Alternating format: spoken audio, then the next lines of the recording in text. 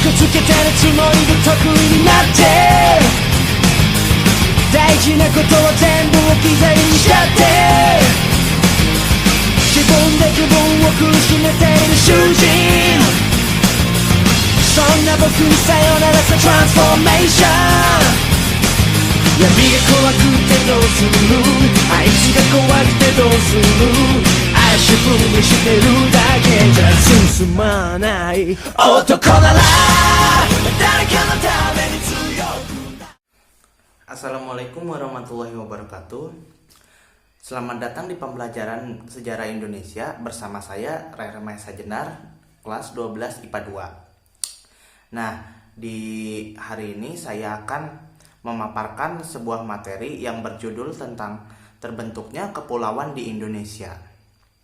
Nah, sebelumnya saya akan kasih pertanyaan. Kira-kira kalian pernah nggak berpikir bagaimana jagat raya ini terbentuk? Para ilmuwan meyakini bahwa alam semesta terjadi karena ledakan besar atau yang kita sebut dengan teori Big Bang. Ledakan ini diperkirakan sekitar 13,7 miliar tahun yang lalu. Ledakan tersebut melontarkan materi ke segala penjuru alam semesta.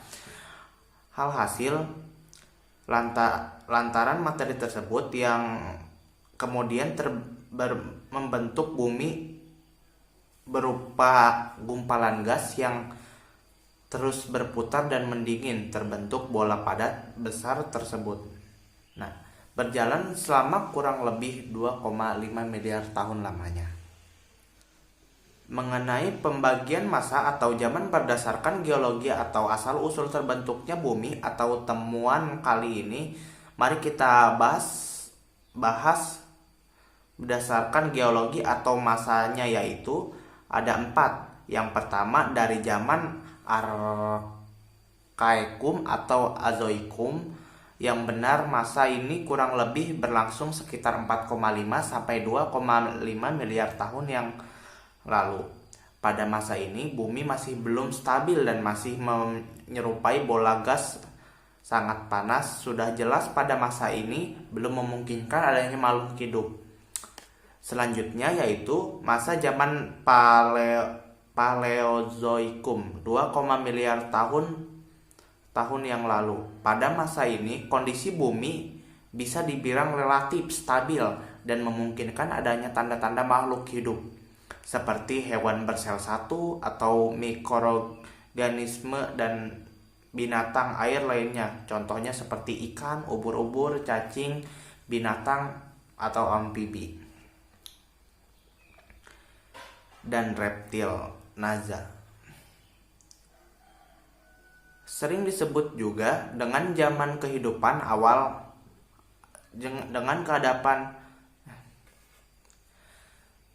Sering disebut juga zaman kehidupan awal selanjutnya, yaitu zaman Mesozoikum, selanjutnya yaitu zaman Mesozoikum. Zaman ini kurang lebih berlangsung sekitar 245 sampai 60 juta tahun yang lalu. Hal di zaman ini melalui munculnya hewan-hewan bertumbuh besar seperti dinosaurus. Nah, sayangnya hewan-hewan seperti ini mengalami kepunahan karena bumi dilanda hujan meteor zaman ini. Zaman ini pun disebut dengan zaman sekunder atau zaman kehidupan kedua selanjutnya yaitu adalah zaman Neozoikum atau Kenozoikum. Kurang lebih berlangsung sekitar 65 sampai 18 juta tahun yang lalu.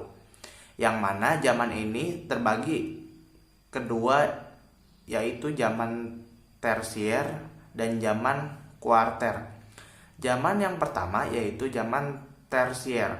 Sudah mulai muncul hewan primata sejenis kera ya. Nah, selanjutnya ada zaman kuarter, yang mana kuarter dibagi lagi menjadi 2, yaitu Pleistocene dan Kala Holosen. Pada Pleistocene diperkirakan sudah muncul jenis manusia purba dan bumi pun mengalami perubahan iklim yang cukup besar, yaitu di daerah kutub es pembekuan yang mana laut-laut menjadi dangkal. Selanjutnya yaitu ada Kala Holosen.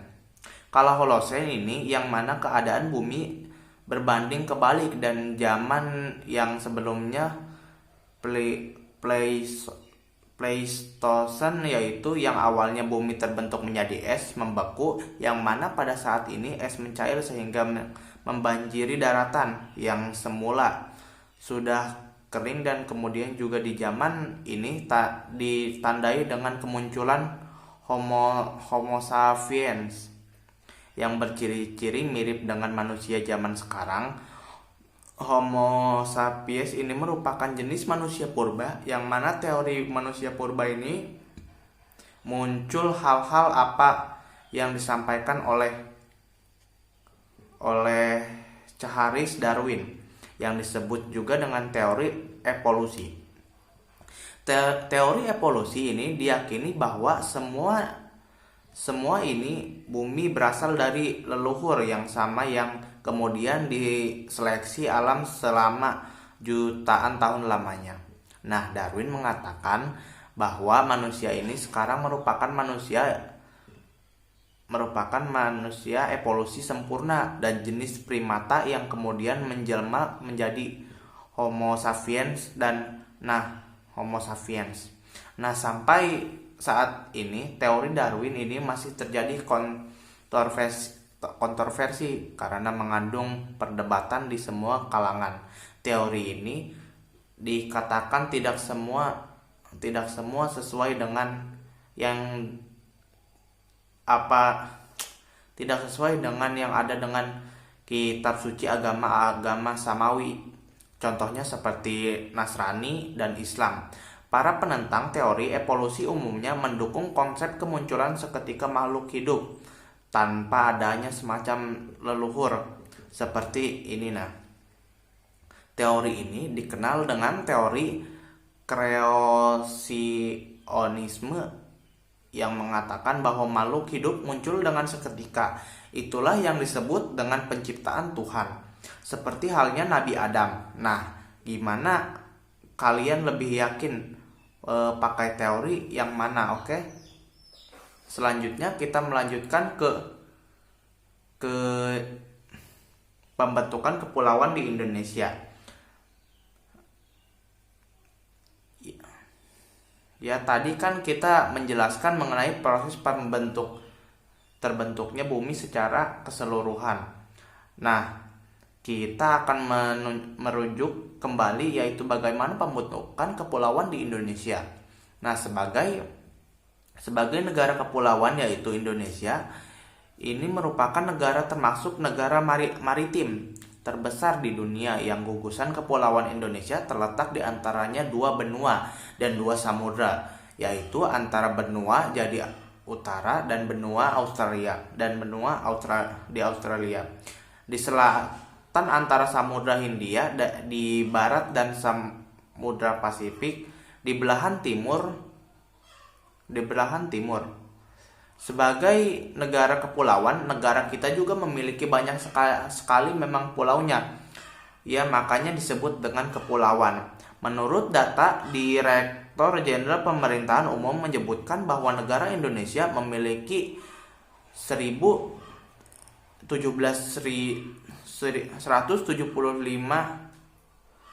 lebih pulau. Wah, banyak sekali ya.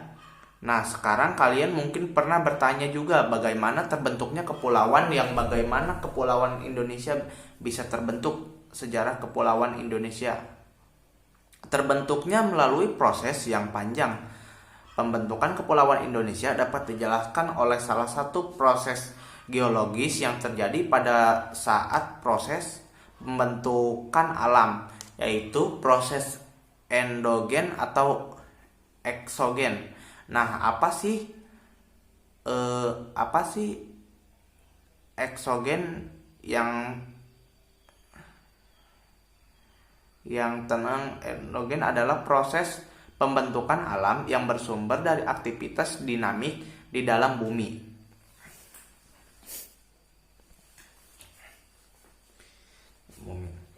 Aktivitas ini dapat menyebabkan deformasi kerak bumi yang mengakibatkan adanya perubahan deformasi di daratan. Gerak endogen ini dapat diketahui dari adanya suatu letusan gunung berapi dan gempa bumi, sedangkan tenaga eksogen yaitu proses pembentukan alam yang sebenarnya dari luar pembekuan bumi. Tenaga eksogen ini meliputi iklim hujan angin, dan perubahan temperatur bebatuan yang mengalami pelapukan atau mengalami proses geomorfologi hal sehingga posisi pulau-pulau di Kepulauan Indonesia terletak di atas tungku api yang bersumber dari magma dalam perut bumi. Inti perut bumi tersebut merupakan lapa cairan bersuhu sangat tinggi. Makin ke dalam tekanannya suhunya makin tinggi sehingga pergerakan lempeng-lempeng tersebut dapat berupa subduksi atau pergerakan lempeng ke atas. Obduksi pergerakan lempeng ke bawah atau koalisi itu bukan lempengan. Nah, pergerakan lain juga dapat berupa pemisahan atau divergensi, yaitu tabrakan lempengan. Nah, ini ya proses terbentuknya Kepulauan Indonesia, sehingga atas peristiwa tadi yang terjadi yang menyebabkan wilayah pain Indonesia secara tektonis merupakan wilayah yang sangat aktif atau stabil sehingga rawan gempa sepanjang waktu. Nah, pada masa Paleozoikum, hal sebenarnya keadaan geografis Kepulauan Indonesia belum terbentuk seperti sekarang. Di kala itu wilayah ini masih merupakan bagian dari samudra yang sangat luas meliputi hampir seluruh bumi, yang mana keadaan bumi ini hanya memiliki satu benua, yaitu Pangea. Hal pada fase berikutnya yaitu akhir masa Mesozoikum, kurang lebih sekitar 65 juta tahun lalu. Kegiatan tektonis ini itu menjadi sangat aktif menggerakkan lempengan-lempengan Indo, Australia, Eurasia, dan Pasifik. Inilah yang membentuk Kepulauan Indonesia saat ini. Sebagian wilayah Kepulauan Indonesia merupakan titik temu di antara tiga lempengan, yaitu lempengan Indonesia Australia, di selatan lempengan Eurasia di utara, dan lempengan Pasifik di timur. Setiap tahunnya juga lempengan-lempengan tersebut bergerak dengan kecepatan 7-9 cm. Pergerakan lempengan inilah yang memberikan pengaruh terhadap terbentuknya Kepulauan Indonesia hingga sekarang. Di benua Eurasia juga menjadi pulau-pulau yang terpisah satu dengan lainnya. Sebagian di antaranya bergerak ke selatan membentuk Kepulauan Sumatera, Jawa, Kalimantan, serta pulau di Nusa Tenggara Barat dan kepulauan Banda juga. Yang sama juga terjadi pada benua Australia. Sebagai pecahannya bergerak ke utara membentuk Kepulauan Timur, Kepulauan Nusa Tenggara Timur, dan sebagian Maluku Tenggara. Itu tanya-tanya nih, kalian pernah nggak menonton film animasi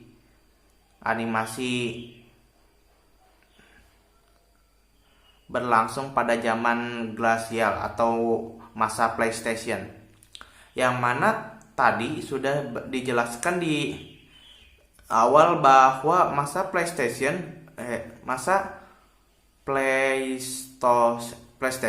ini adalah masa di mana keadaan bumi mengalami pembekuan, terutama di daerah kutub utara atau zaman Pleistocene.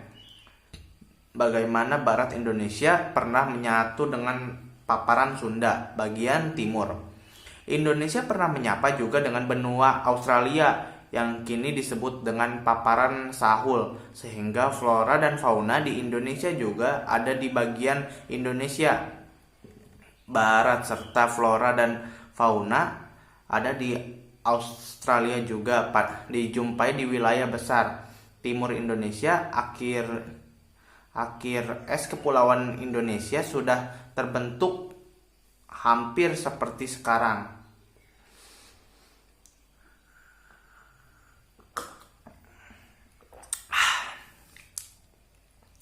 Sebagian besar daratan Sumatera, Kalimantan, dan Jawa telah tenggelam menjadi laut, dan ya sebagian akibat dari terjadinya proses kenaikan pembekuan laut yang tadi yang mencair esnya atau disebut dengan transgensi. Nah, Sulawesi juga pada saat itu sudah mulai terbentuknya Papua sudah mulai tergeser ke utara. Nah, membagi Indonesia dalam wilayah kedua, wilayah tadi yaitu pembagian paparan Sahul di sebelah timur ini dan paparan Sunda di sebelah barat. Zona antara paparan tersebut yang kemudian dikenai dengan sebagai istilah yaitu wilayah Wales, wilayah Falase. Wilayah Wales ini hal membentuk atau pembelahan antara paparan Sunda dan paparan Sahul. Nah, pembagian paparan Sahul ini atau di sebelah timur dan paparan Sunda di sebelah barat disebut kemudian dipisahkan tadi oleh garis yang namanya Welas, merupakan pembatasan sebaran fauna dan flora yang menentang dari selatan Lombok hingga selat Makassar ke arah. Untuk garis-garis Wallace ini diambil dari nama Alfred Russel Wallace, seorang ilmuwan yang meneliti tentang persebaran flora dan fauna di Indonesia. Sebaran flora dan fauna tersebut juga menjadi bukti bahwanya daratan Indonesia dulu pernah menjadi bagian dari benua Asia dan benua Australia, sehingga sampai sekarang bahwa di bagian sebelah barat Indonesia itu flora dan faunanya hampir sama dengan ada di Asia, dan sebelah bagian timur flora dan faunanya itu sebagian besar hampir mirip dengan yang ada di benua Australia. Itulah penjelasan bagaimana terbentuknya kepulauan di Indonesia. Berikut flora dan faunanya. Semoga kalian dapat memahami materi yang telah dijelaskan tadi.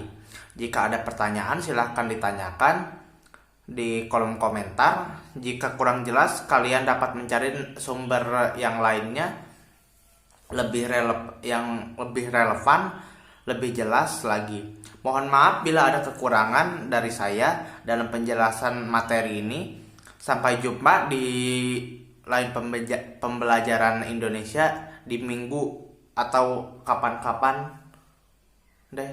Assalamualaikum warahmatullahi wabarakatuh. Audio Jungle.